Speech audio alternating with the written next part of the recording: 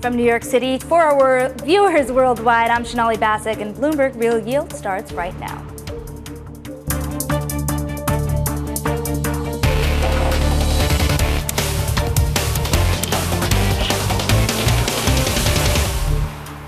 Coming up, the June jobs report shows a cooling labor market, setting up for a potential turning point in the economy. And the question now becomes, can the Fed keep its hawkish tone? We begin with a big issue. Does a weak jobs report change the rate path?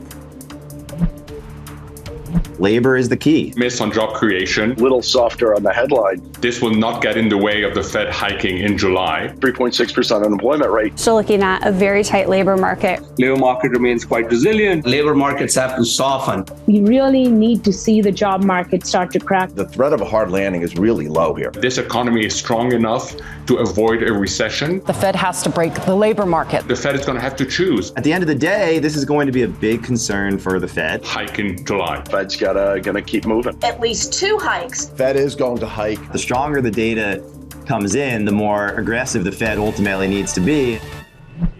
Joining us now is PGIM's Greg Peters and Deborah Cunningham of Federated Hermes. You know, there's nowhere else to start but the short end of the curve here because we've come round robin this week. We have surged past 5% just yesterday, and now we are back down to 492 or so. You know, if you take a look at what the market is telling you, what is the discrepancy between the data we're seeing today and the possibility that inflation could still come in hot next week? Greg, get us started here.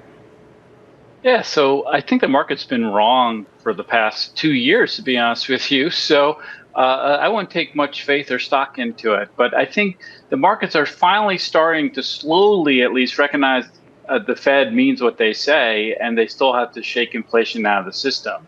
But it'll be an uneven, volatile path. But you're starting to see this repricing in the front end that makes a little more sense to us. If you recall, if you go back to March, you know, during the banking swoon, I mean, we were pricing in pretty substantial cuts into this year, and that's slowly being taken out of the market, and that makes sense to us. How do you feel about it, Deborah? When you look at the move backward today, does it make sense to you on the heels of this jobs report?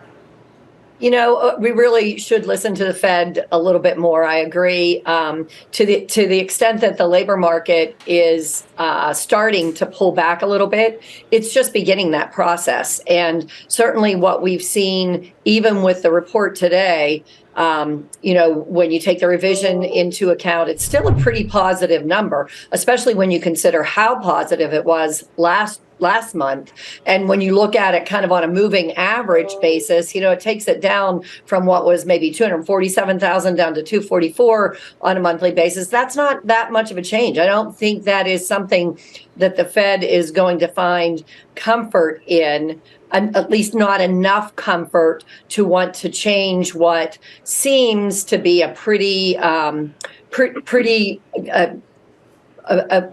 consistent Fed speak across, you know, basically all the governors and those that have been, you know, talking in the most recent weeks or so. It's truly kind of a chorus here for higher for longer. I want to read you both a quote today from Jim Bianco, a conversation I had this morning of Bianco Research. Maybe there's something more to break here, he says. We'll see. But the direction of rates is still higher, and the market isn't fully embracing this idea. As the market waits to catch up, Greg, where can they be caught off guard here as they expect rates perhaps to lag what reality has shown to be true? Yeah, so I think this is a lagging effect. We don't know. You know, commercial real estate is, you know, considered the canary in the coal mine, but it's really not dissimilar to, you know, levered cap structures elsewhere, right? So the world has really benefited. Both real estate and corporates benefited from the zero to negative interest rate policy for quite some time. So this adjustment factor is well on its way. And if you believe, like we do, that, you know, rates will remain higher for longer, we've been really leaning against this notion that the Fed can cut here, given where inflation is, then, you know, there's probably a lot more breakage on the follow here. Breakage. Deborah, if you think about breakage, and even whether you're thinking about the lagged effect of interest rates or even the future effects that we might see from higher interest rates, what are you most concerned about in credit markets to break? Well, first of all, I don't think that 5% is an inordinately high interest rate environment. Maybe if you've only been in the market for the last 15 years, where 12 of those 15 years we've been at 0%, does 5% seem high? But in the context of a broader historical time frame, 5% seems maybe 100 basis points higher than the average, 75, something like that. As far as breakage goes, I mean, everybody is always looking to the banking system, and certainly, as was mentioned, the commercial real estate sector is one that will be impacted not only with a higher interest rate environment, but also because of the effects of COVID. But, a couple reminders. Number one, not all commercial real estate is created equal. So, if you look at commercial real estate that's multi-housing, it is, at its peak from a strength perspective.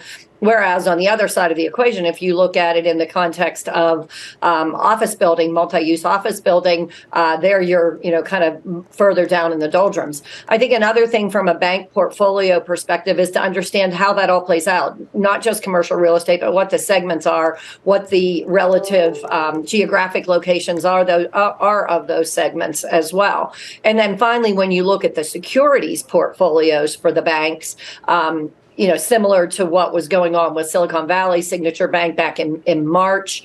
Ultimately, the Fed has fixed that problem for a year with, the Bank Term Funding Program. And to the extent that that year doesn't give us enough time to get interest rates back down to where either a majority of those lower rated securities that are held in banks' portfolios either are maturing off or are much, much shorter term in nature, there's the expectation, I think, in the market that the term on that facility would be extended, 6 months or a year, to continue to allow that to facilitate, no breakage or very little breakage in the banking system. Well, Deborah, maybe expand on that really quickly here. Does this mean that this market is still very much on life support? I'm sorry, does it mean that the market is very much on life support, the Federal Reserve's life support? Oh, life support. Sorry. I don't think it's on life support. I mean, certainly there are banks that grew inordinately from a pace perspective over the course of, call it, the last 2+ years. And in that, maybe the securities that they own or even some of their, lending practices have been done at much, much lower rates. And there is the facility that's allowing those to kind of catch up, those securities, those high quality securities. They're for the most part Treasury securities. So there's no credit issue associated with them, but to catch up from a market pricing perspective. So I wouldn't call it life support. I think there's probably maybe some bridging the gap, let's call it. Greg, I want to also bring up, when we take a look at performance over the year, this was supposed to be the year of the bonds, the fixed income comeback. And when you look at performance overall, you are in the green for the year, but it's not by much. It's not this great comeback that the market was expecting when you look at the Bloomberg Ag here that encompasses kind of a range of debt. And some of the riskier ones are really helping that benchmark pull higher. When do things really start to turn around for the fixed income investor? I don't think you want it to turn around necessarily. I mean, let's get back to basic principles here. Fixed income is about income and it's about yield. And the fact that yields are higher, all else equal, that's a very good thing. So we're in this very volatile period, of course. Last year was a great lesson, I think, of what happens when rates are extraordinarily low and there's a repricing. At these higher levels, there's much more cushion. I think fixed income is in a much, much better place. And in fact, I really lean against this notion that we have to have Fed cutting cycle to really boost fixed income. I think that's the opposite of what we want. We want to keep yields higher here, get the income component, the old roll and carry game, I think is incredibly important. And just kind of a flip side of what was being talked about before, I think we have a discounting problem, right? So, all these cash flows, all these valuations were based off of much lower interest rates. The fact that interest rates are higher today changes the valuation construct, at least on the riskier side, i.e. equities. that actually puts fixed income in a much better position as a consequence. Greg, with somewhat of a sanguine view here, do you dip into more risk when it comes to the corporate debt market? You have some really significant sell-offs today when you look at the likes of HYG or LQD, the tickers that really encompass high yield and investment grade corporate debt. Do you recommend buying at these levels? No, I don't think it's about this student body left, student body right game that's been played over the past decade, right? It's more about dispersion and picking your spots. But there's real value, in our opinion, in higher quality assets, structured products, short duration, those types of things really look attractive to us. The more levered capital structures, let's say the triple Cs, even the levered loans, that area seems very exposed still. So while we see a lot of value, we don't see it broad-based, and we definitely don't see it in the more riskier end of the scale. Deborah, what's the setup for the second half here? What is possible to buy with the setup of where the 2-year is? You know, I think you're continuing to maybe be a little bit north of your benchmarks from a duration perspective, maybe a little bit, looking towards a steepener from a standpoint of yield curves.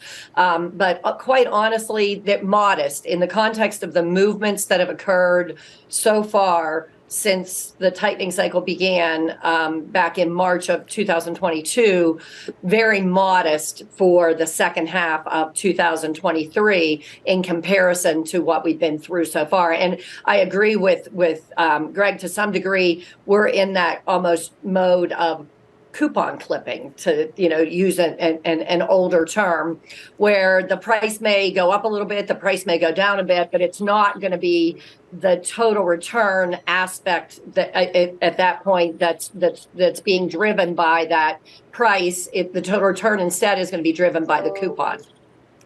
That's Greg Peters and Deborah Cunningham. Thank you both so much for your time. Up next, the auction block. Yankee banks are helping to drive issuance this week. This is Real Yield on Bloomberg.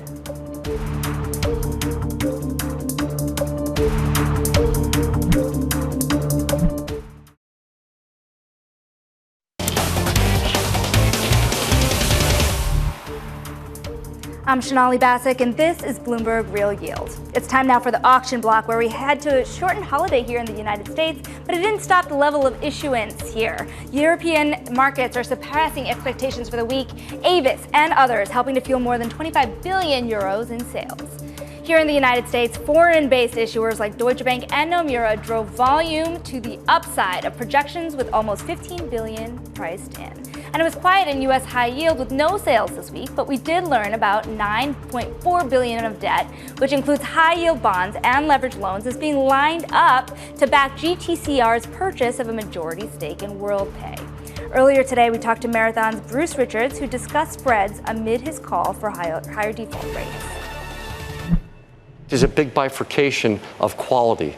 And when you look at the double B credits in the high yield market, that's a much better quality index than it ever has been. So you don't have many of those companies because they chose to lock in fixed rate bond yields as opposed to floating rate. I'm referring to the companies that took out floating rate notes in both the private credit markets as well as the syndicated loan market. That's where you're seeing the pain right now. Those are the companies that are most highly levered and that are showing the most stress as it relates to debt service.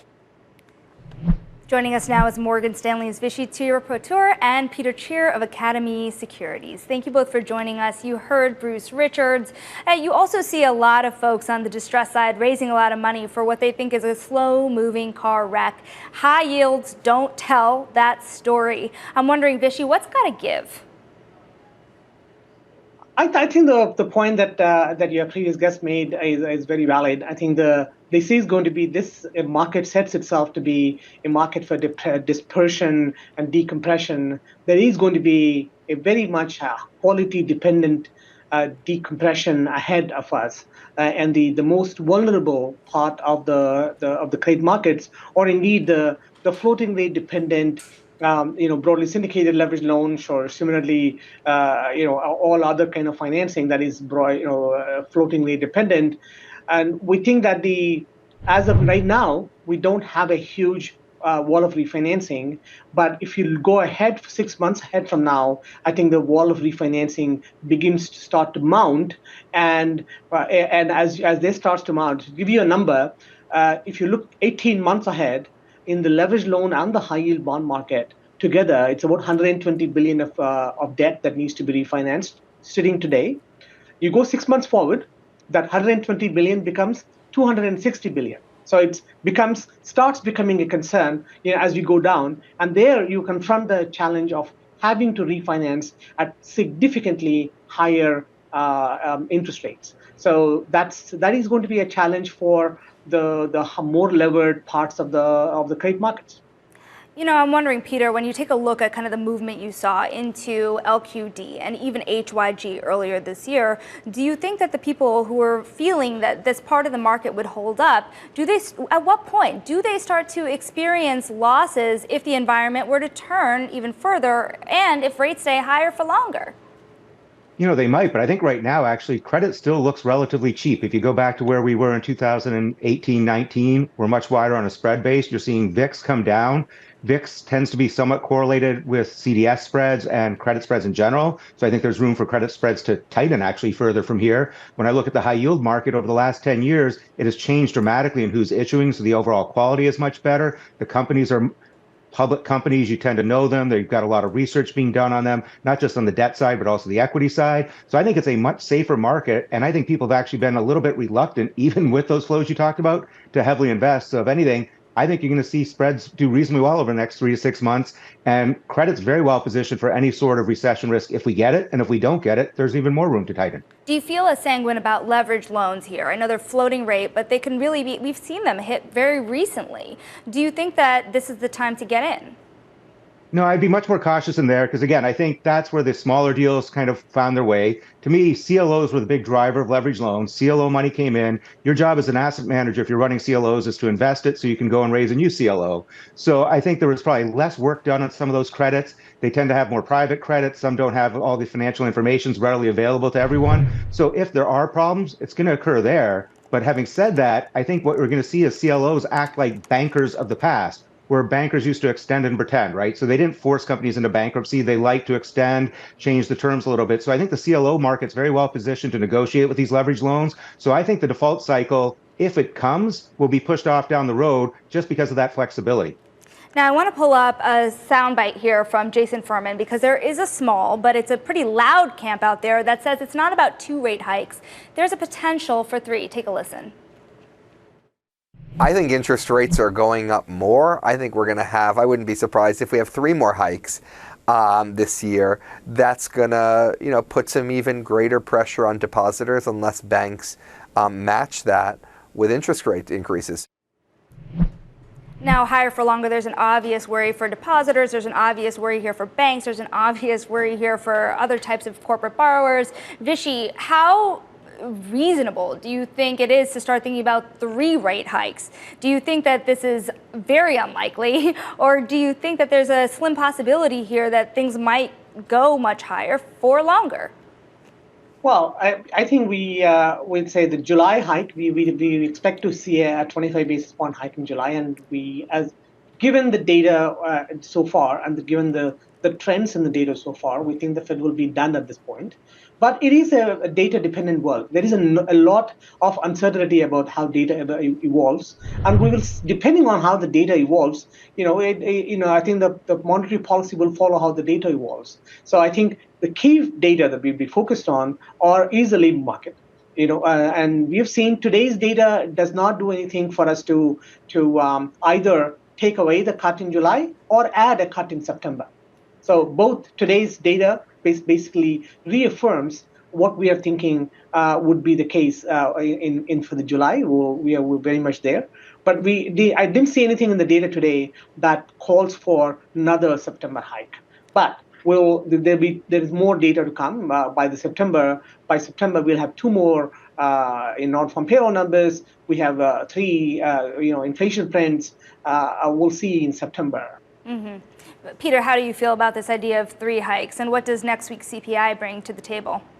I'm very dubious about this. I think we've all gotten so used to talking about the Fed this, the Fed that the Fed's pretty told us, as far as I'm concerned, that they have an incredibly high hurdle to cut rates this year, and they have a pretty high hurdle to hike more than once. So maybe we get 2 more this year. I think they're going to be slow. They're going to take times in between meetings. They're going to see what the data looks like. No single data point is going to change their mind dramatically. So I think there's a little bit too much hype about where rate hikes are coming. I think one's baked in. Maybe we get a second one. But again, I think that hurdle is going to be high. It's going to be very data dependent, and it's going to be incredibly difficult for them to cut. So I think we're kind of on cruise control with the Fed until year end. And as we move into next year, they're going to want to be pretty cautious about hiking and causing some sort of recession during an election year, because that's disastrous for the incumbents. That's Vishy, Tirupattur, and Peter Tchir. Thank you so much for your time. Still ahead, we have the final spread, the big week ahead. It's big banks kicking off earnings season. I am going to have a huge week. Come join us. This is Real Yield on Bloomberg.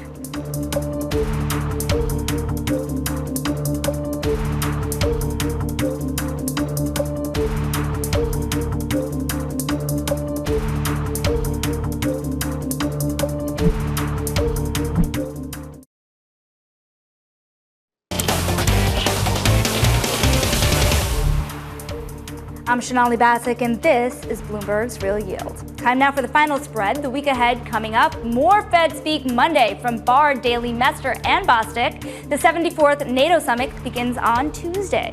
Wednesday, we'll get U.S. June CPI data ahead of PPI data, jobless claims on Thursday, and rounding out the week Friday with UMISH sentiment and the start of a massive earnings season. Big banks will be leading the way, and it's important to keep an eye on them. We have Wells Fargo, Citigroup, JP Morgan all starting next Friday. Remember, we'll be watching for loan quality, any deterioration, net interest income expectations. We're going to see what those Fed hikes really mean for the biggest banks in the country. We'll be watching for the regionals as well, but also Bank of America, Morgan Stanley, Goldman Sachs, how the investment banks are faring for this higher for longer cycle. And from New York, that does it from us. Same time, same place next week. This was Bloomberg Real Yield, and this is Bloomberg.